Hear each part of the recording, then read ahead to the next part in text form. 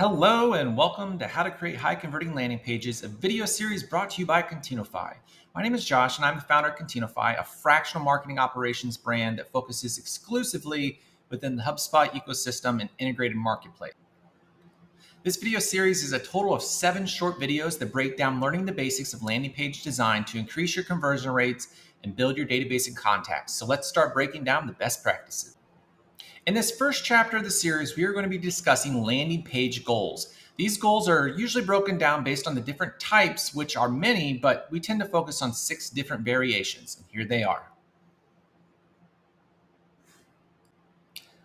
Squeeze pages. I don't know why, but this makes me think of that woman who's arguing that everyone needs a cow as a pet because you can just squeeze them as much as you want and they don't even care.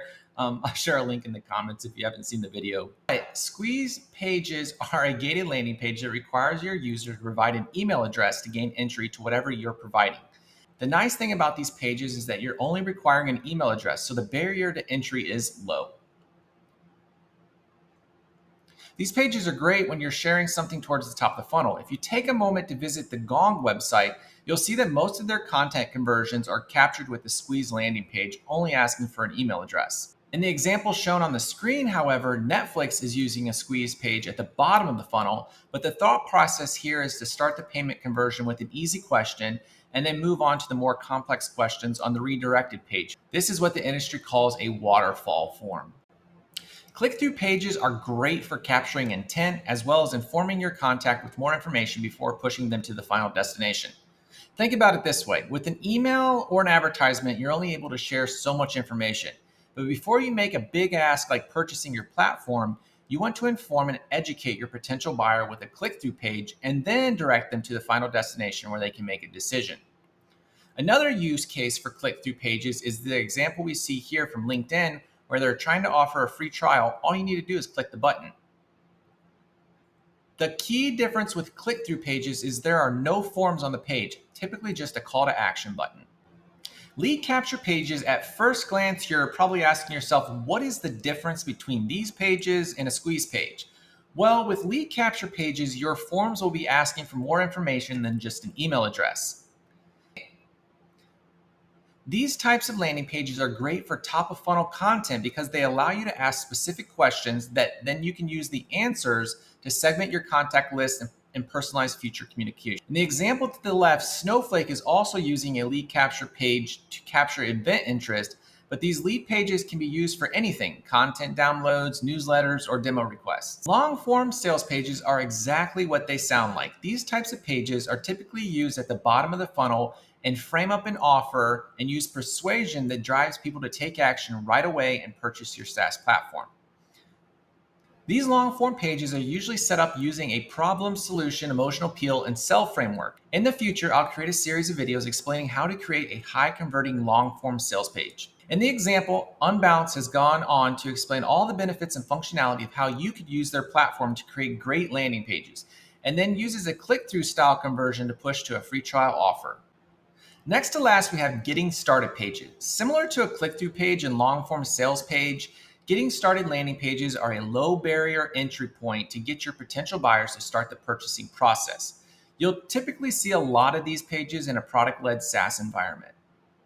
In the example, Squarespace is using a getting started page to entice people to join their platform and start building beautiful websites.